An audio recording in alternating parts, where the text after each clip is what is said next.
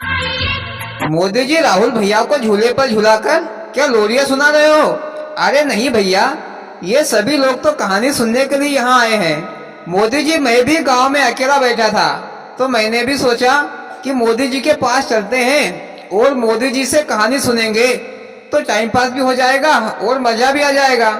तो मोदी जी, मैं भी आ गया हूँ। एक बढ़िया कहानी सुना दो, इसके बाद मैं तुम सभी लोगों को मस्त चाय पिलाऊंगा। हाँ हाँ मोदी जी, कहानी सुना दो, फिर सभी लोग मिलकर मस्त चाय पियेंगे। चलो ठीक है, मैं तुम लोगों को आत्मविश्वास की एक मजेदार कहानी सुनाता हूँ। एक बार एक पंडित जी गांव में कथा करके आ रहे थे और पंडित जी को दान दक्षिणा में एक गाय का बछड़ा दिया गया।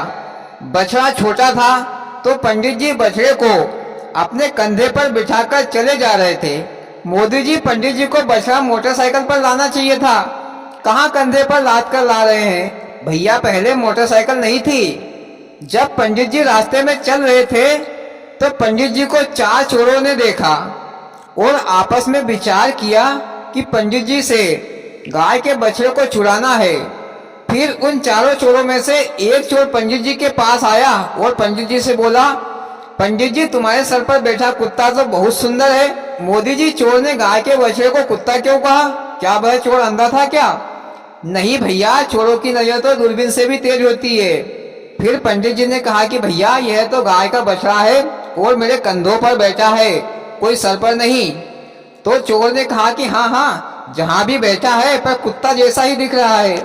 फिर पंडित जी आगे चल पड़े तो कुछ दूर चलने पर उसे दूसरा चोर मिला। तो उस चोर ने कहा कि पंडित जी, तुम्हारे सर पर बैठे कुत्ते को बेचोगे क्या?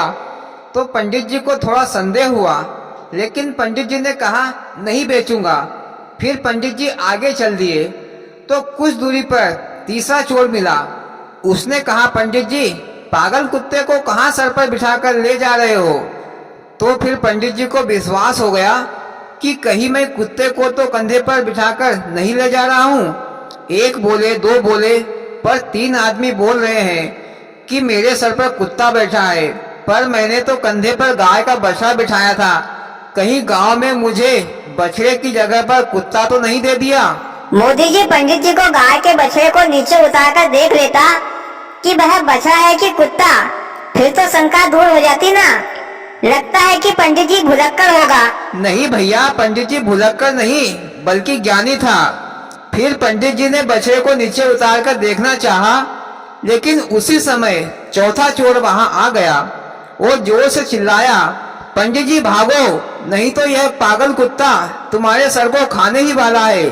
यह तो भयानक और जंगली कुत्ता है जो पागल हो गया है।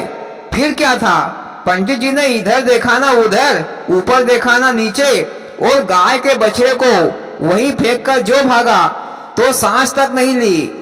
फिर उन 4 चोरों ने गाय के बछड़े को लेकर चले गए। मोदी जी, पंडित जी तो अजीब आदमी निकला।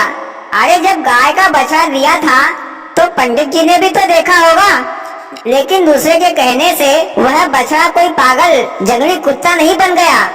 कम से कम स्वयं पर विश्वास तो होना चाहिए था।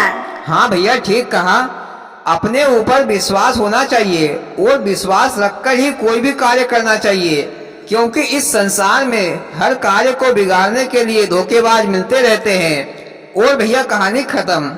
वाह मोदी जी, क्या मजेदार कहानी सुनाई, सुनकर मजा आ गया। और भाइयों, आपको कैसी लगी मोदी जी की कहानी? अच्छी लगी हो तो प्लीज वीडियो को लाइक और चैनल को सब्सक्राइब जरूर करना। भोलेनाथ सबके साथ।